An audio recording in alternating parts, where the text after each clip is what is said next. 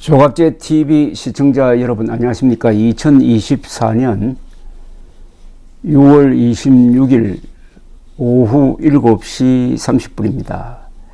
한동훈 국민의힘 전 비대위원장이 당대표로 출마하면서 윤석열 대통령과 각을 세우고 있는 것과 관련하여 제2의 이준석이라고 평하는 이들이 들어 있습니다. 이는 맥락을 한참 잘못 짚은 비교법입니다. 그래서 제가 정리를 한번 해드리겠습니다. 첫째, 이준석 개혁신당 의원은 국민의힘 대표 시절에 윤석열 후보와 갈등을 했습니다. 그런데 지금 한동훈 당대표 후보는 국민의힘 대표가 아닙니다. 그냥 국민의힘 당원입니다. 당원 신분으로 현직 대통령과 갈등을 빚고 있습니다. 이것은 신분도 다르고 차원도 다릅니다. 두 번째입니다. 이준석 당시 국힘당 대표는 선거 전략 및 전술을 놓고 후보와 공개적으로 갈등을 했는데 한동훈 후보는 한 번도 자신의 입으로 윤석열 대통령과의 갈등 이유를 명쾌하게 밝힌 적이 없습니다.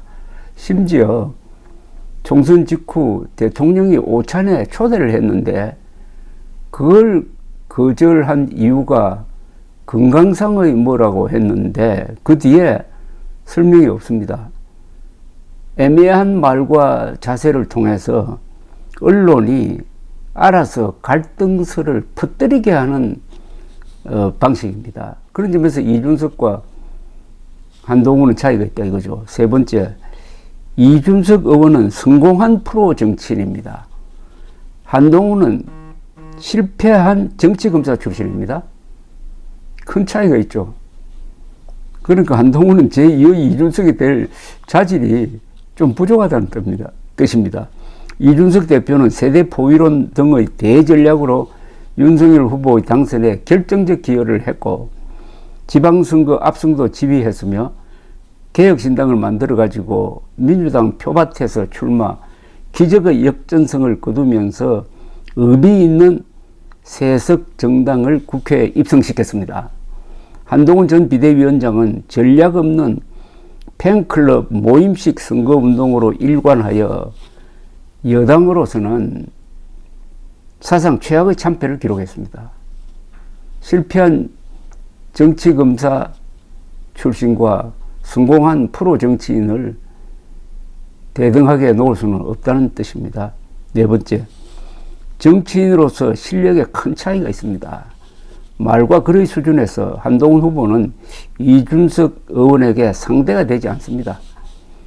이준석 의원은 윤핵관이란 말을 만들어 정치적 무기로 활용했으며 여가부 폐지나 세대 포유론으로 2030 특히 남성들의 지지를 이끌었고 양두구육, 약속 대련 등 신조어로 언론의 관심을 모으면서 늘 유쾌한 기사거리를 제공하는 사람입니다.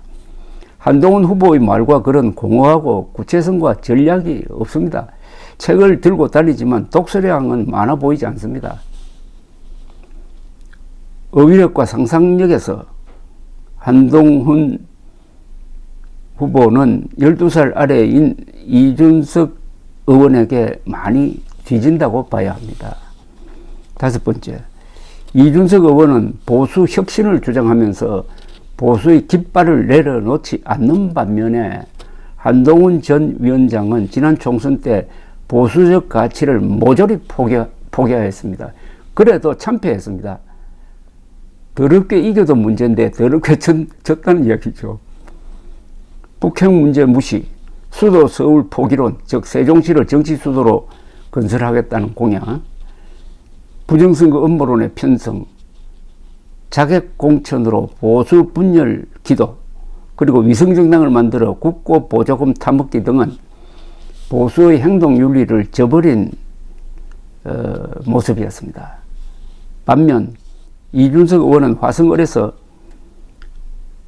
자객 공천으로 나온 국힘당 후보와 단일화 한다든지 하는 그런 꼼수를 부리지 않고 당당하게 승부하여 이겼으며 위성 정당도 만들지 않았고 국가 보조금 사기도 치지 않았으며 그리하여 개혁신당은 전과자가 없는 유일한 정당이 되었습니다. 도덕성에서 차이가 있습니다. 여섯 번째, 한동훈 후보는 종북 정권의 하수인이 되어 보수를 괴멸시키는 데 중요한 역할을 했고 이 과정에서 무리한 정치적 수사를 자행했습니다. 역사상 처음으로 전 대법원장을 구속 기소했으나 1심에서 47개 혐의 전부 무죄가 선고되었습니다. 그럼에도 미안하다는 말도 하지 않는 차가운 심장의 소유자입니다. 반면 이준석 의원은 보수의 재구성과 재해석을 위한 중대한 문제의식을 공정한 경쟁이라는 말로 요약을 해가지고 지금 20대, 30대의 마음을 사로잡고 있습니다. 이 세대에서 한동훈 후보는 이재명 대표와 함께 매우 비호감이 높은 정치인으로 찍혀 있습니다. 일곱 번째, 결론적으로 정치적 상상력과 유머 감각 그리고 장래성과 인물의 크기 면에서 한동훈과 이준석은 차원이 다릅니다. 감사합니다.